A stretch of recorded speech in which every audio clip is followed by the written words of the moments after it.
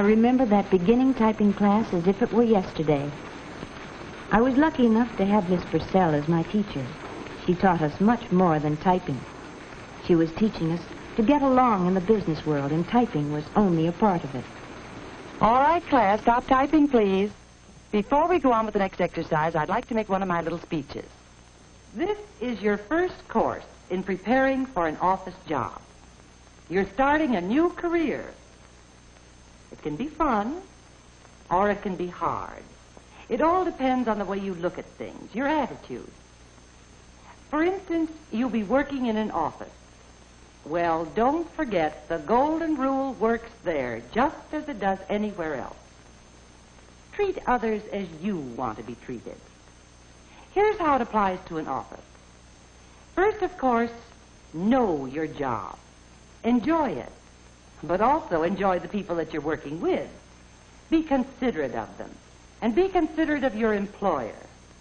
Remember those simple rules of office etiquette, and you'll get along in the business world. Now then, let's do skill building practice 8. Say margin. Begin typing when ready.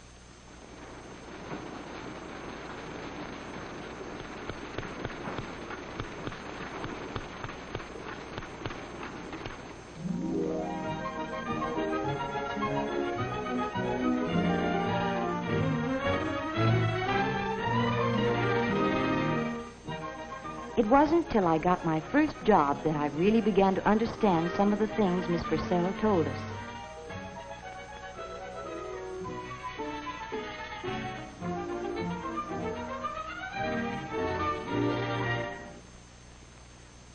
I think this application is filled out all right, Mr. Arnold. Thank you.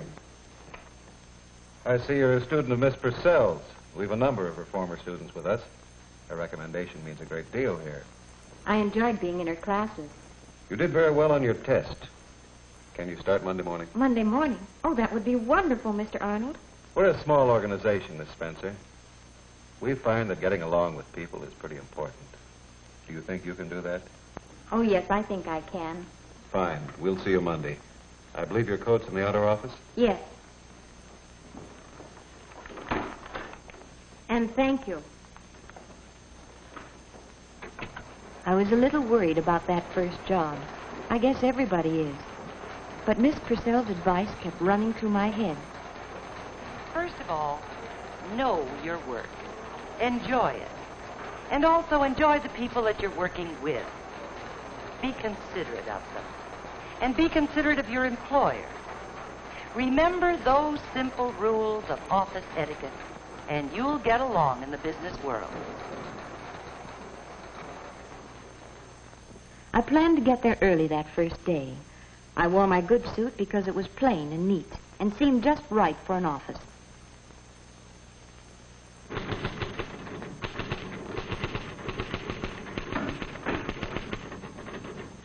Good morning. I'm Joan Spencer. Oh, yes, Miss Spencer. We're expecting you. Miss Hamilton will be your supervisor, and she's on her way in now. Won't you have a seat? Thank you. How do you do, Miss Spencer?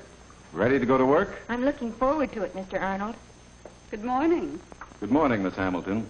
This is Miss Spencer. She's the stenographer and file clerk who's starting this morning. How do you do, Miss Spencer?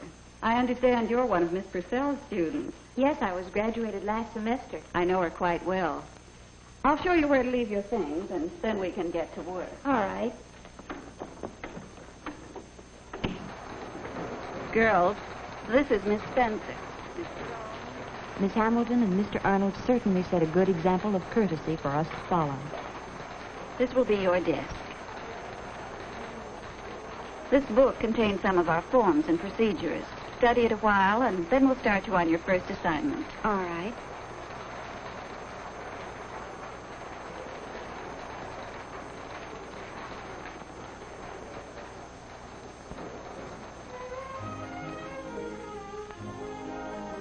The girls took me to lunch that first day.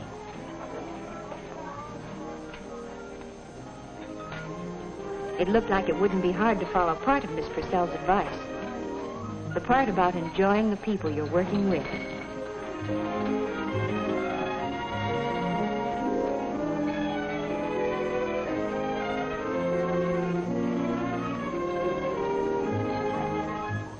The part about know your work was a little harder. I did a lot on my own those first few weeks. There was many an evening at home getting acquainted with the company's work and learning some of its business terms. What a long time ago that was. It hardly seems possible now there was ever a time when I didn't know those terms. But I found that I still had a lot to learn. Some of it I learned the hard way.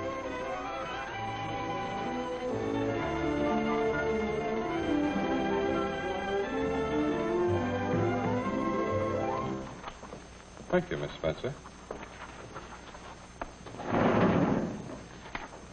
Well, Miss Spencer, Yes, Mr. Kane?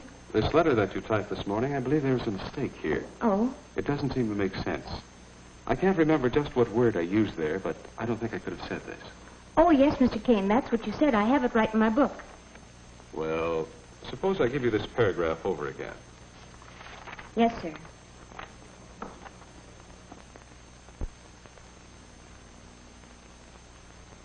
in view of our current production schedule, we think it will be necessary to curtail our order, number 3256. I had made a mistake, of course. There wasn't anything that Mr. Kane said, but I learned then to admit my mistakes gracefully instead of arguing about them or offering alibis. I learned to ask when I wasn't sure instead of making a wild guess. And I learned not to resent criticism or to brood over it. Since then, I've learned a lot of do's and don'ts about office etiquette by watching the others in the office.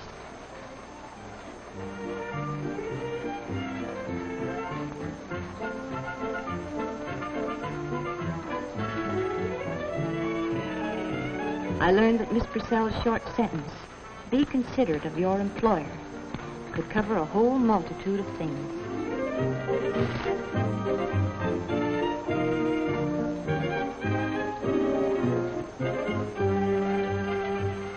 One of the most important things, of course, was doing office work during office hours.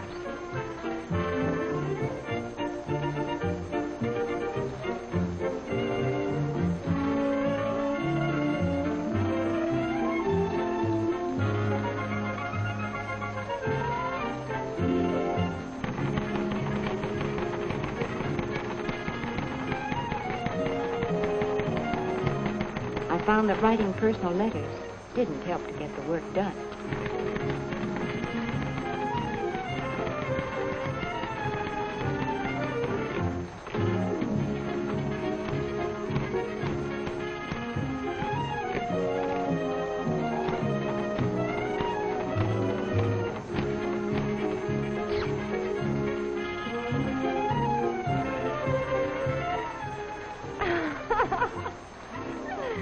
And who do you think we ran into? Joe. I learned that personal telephone calls interfered with business. Oh, I was so mad I could have slapped her face.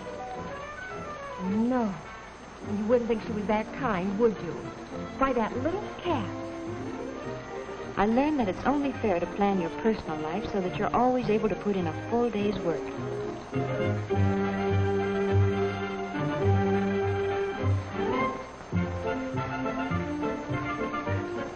And that means working right up to the end of the day. And I learned that a date after work is no reason to break the rule about simple dress in the office. I learned, too, the importance of consideration for fellow workers. Thoughtlessness often makes for extra work in the office. And hard feelings. I learned to mind my own business by watching some who didn't. Mr. Arnold wants to know if the insurance list is ready. It will be in a moment. Wait for it, won't you?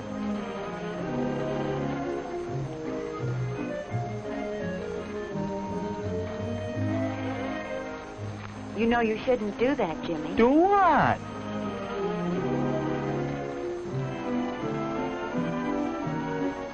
But most of what I learned came from the people who really know their jobs. I learned the importance of neatness and organization in planning work.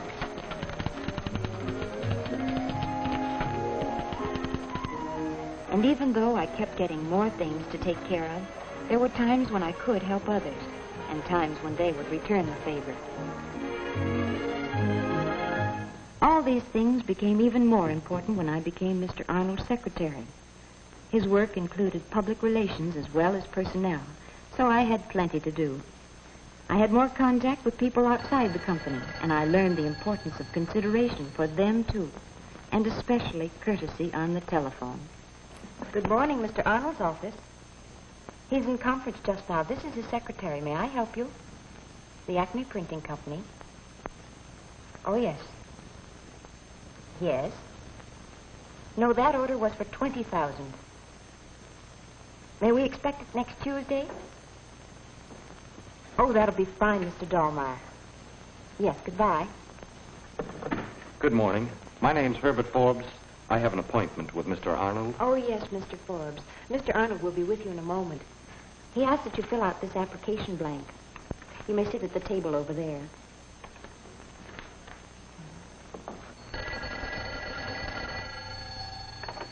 Good morning, Mr. Arnold's office. Oh, I'm sorry, Mr. Fulton. He's in conference just now. May I have him call you back? Yes. Oh, yes. Well, that's the story. As I look back on it now, it's surprising how often the things Miss Purcell talked about in class apply here in the office. You did very well on your test, Miss Collins, but I suppose that's only to be expected of one of Miss Purcell's students. Does she still make that little speech on office etiquette? Oh, yes. I know it by heart. First, of course, know your work. Enjoy it. But also enjoy the people you're working with. Be considerate of them. And be considerate of your employer. Those rules have certainly helped me. I shall always be grateful for them. We'll see you in the morning, then? Yes, I'll be here early. Fine.